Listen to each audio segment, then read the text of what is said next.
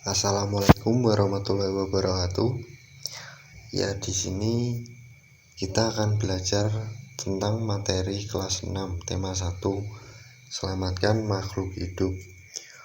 Subtema 1, tumbuhan sumber kehidupan. Ya, kita langsung mulai saja ya. Klik saja tombol start. Ya, di sini ada materi, kuis, dan profil. Kita langsung ke materi saja ya. Ya, di sini yaitu perkembangbiakan tumbuhan. 1.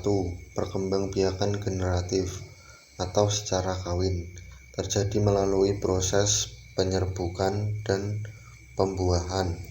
Kedua, perkembangbiakan generatif pada tumbuhan diawali dengan penyerbukan, yaitu melekatnya atau jatuhnya serbuk sari ke kepala butik. 3. Setelah terjadi penyerbukan, pada serbuk sari tumbuh bulu serbuk sari yang menuju ke ruang bakal biji. Kemudian serbuk sari akan masuk ke ruang bakal biji melalui bulu serbuk sari. Keempat, di dalam ruang bakal biji terjadi pembuahan, yaitu peleburan serbuk sari atau sel kelamin jantan atau spermatozoid dengan kepala butik atau sel kelamin betina atau sel telur. Yang kelima, hasil dari pembuahan adalah zigot. Yang keenam, zigot berkembang biak menjadi lembaga. Lembaga berkembang biak menjadi bakal biji berkembang biak menjadi biji dan bakal buah. Kemudian bakal buah berkembang menjadi daging buah. Yang ketujuh, lembaga yang berada di dalam biji merupakan calon tumbuhan baru. Yang kedelapan, tumbuhan yang berkembang biak secara generatif antara lain padi, mangga, durian, dan jambu.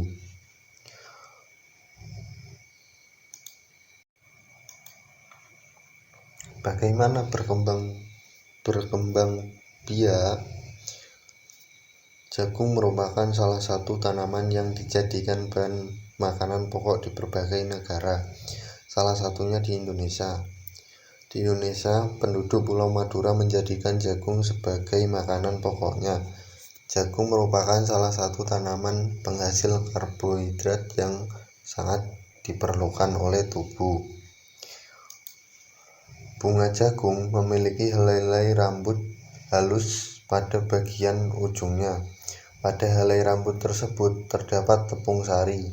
Tepung sari akan terbawa angin ketika angin tertiup.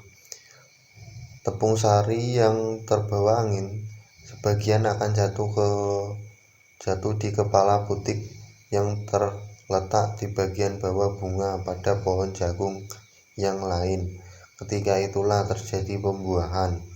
Setelah terjadi pembuahan, bunga jagung tersebut terus berkembang hingga menjadi buah jagung. Perkembangan itulah yang dapat diamati dari waktu ke waktu. Buah jagung akan siap dipanen ketika rambut jagung sudah berwarna coklat dan bagian tongkolnya sudah mengering. Apabila buah jagung tersebut dikupas, akan memperlihatkan biji jagung yang kekuningan. Bagian yang dimakan oleh manusia adalah biji jagung.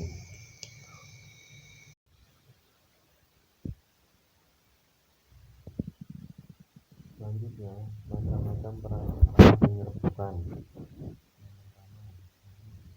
Contohnya, tumbuhan yang penyerbukannya dibantu oleh angin. 1. Tebu, jagung, alang-alang, dan padi. Yang kedua, air.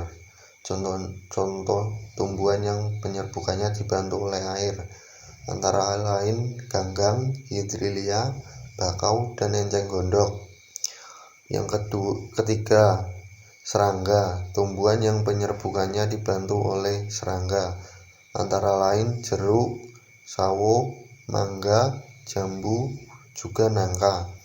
Ciri tumbuhan yang penyerbukannya dibantu serangga biasanya bunga berbau harum dan serbuk sarinya lengket sehingga mudah terbawa oleh serangga yang hinggap di atasnya.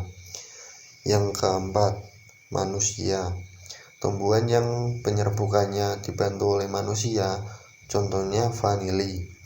Ya, di bawah sini ada contoh-contoh penyerbukan, yaitu salah satunya penyerbukan manusia dan angin, penyerbukan oleh serangga dan air. Ya, kita lanjut ya. Selanjutnya, macam-macam perantara penyerbukan. 1. Penyerbukan sendiri atau autogami.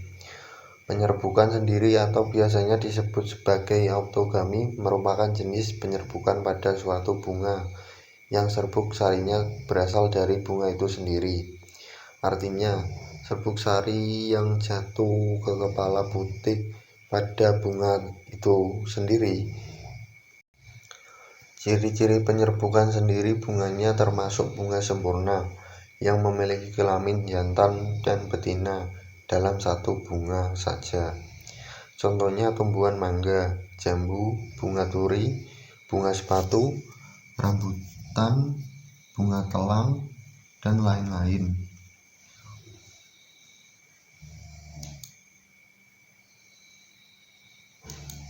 Selanjutnya, 2. Penyerbukan tetangga atau geitonogami.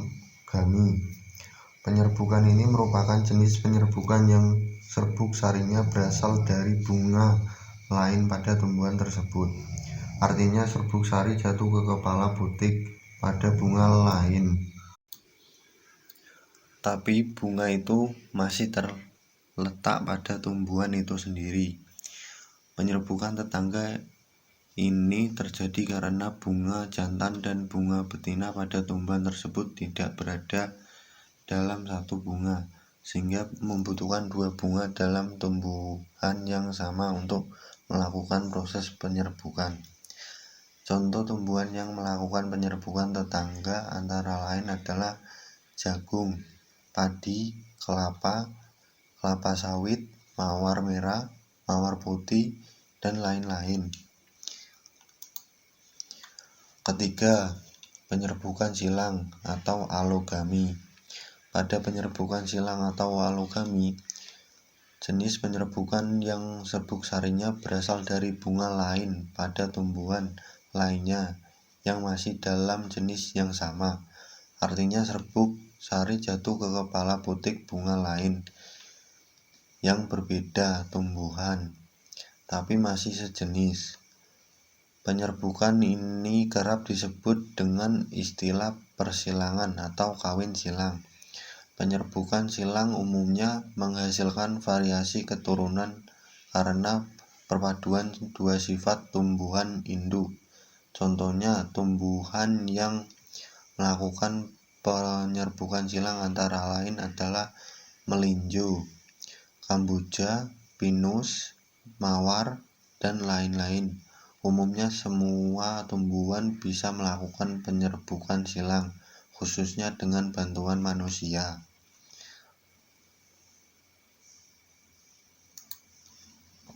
Yang keempat, penyerbukan bastar atau hibridogami.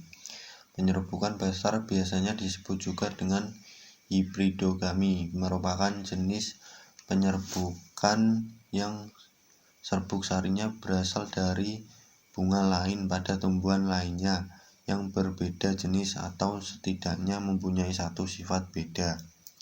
Pada prosesnya, serbuk sari jatuh ke kepala butik bunga lainnya yang berbeda varietas. Penyerbukan bastar umumnya akan menghasilkan varietas maupun spesies baru. Contohnya tumbuhan yang melakukan penyerbukan bastar seperti mawar merah dengan mawar putih, lili kuning dengan lili merah, jambu batu merah dan jambu batu putih, dan lain-lain. Ya, di sini ada contoh penyerbukan bastar. Ya, di sini kita akan belajar soal pilihan ganda ya. Dan kita harus jaga lingkungan supaya terjaga dan tidak terdapat polusi dan pencemaran lingkungan. Yang soal pertama, 1. Tumbuhan yang penyerbukannya dibantu oleh serangga yaitu 1. A. Enceng gondok, B. Tebu, C. Jagung, D. Jambu. Pilihannya jambu. 2. Pada penyerbukan silang atau alogami, jenis penyerbukan yang serbuk sarinya dari manakah? A. Serangga, B. Kelopak bunga, C. Bunga, A. D. Air hujan, C. Bunga. 3. Tebu dan padi penyerbukannya dibantu oleh A. Manusia, B. Serangga, C. Air, D. Angin. Ya, kita isi D.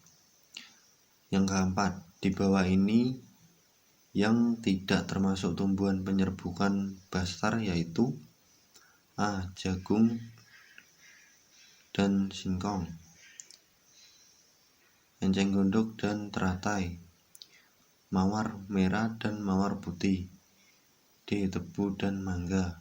Ya, kita isi C. Yang kelima, di bawah ini yang tidak termasuk tumbuhan penyerbukan bastar yaitu A. Jatuhnya serbuk sari ke kelopak bunga, jatuhnya serbuk sari di daun, terbangnya serbuk sari oleh angin, D. Jatuhnya serbuk sari ke kepala putih. Ya, kita isi D dan kita mendapatkan nilai 100. Jika ada materi atau itu harusnya kita baca dengan sesama agar dapat menjawab pertanyaan dengan benar. Kita kembali ke awal lagi ya, kita kembali klik start, ketik profil. Nah, ini